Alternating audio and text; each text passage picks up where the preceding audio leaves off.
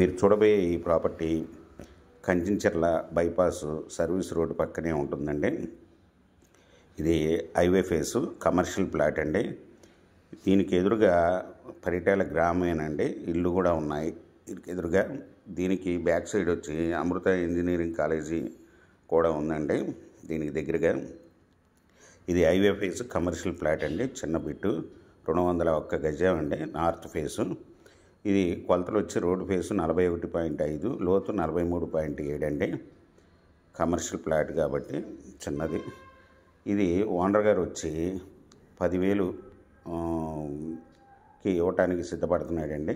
Amount కొద్దిగా వాంటింగ్లో ఉన్నారు.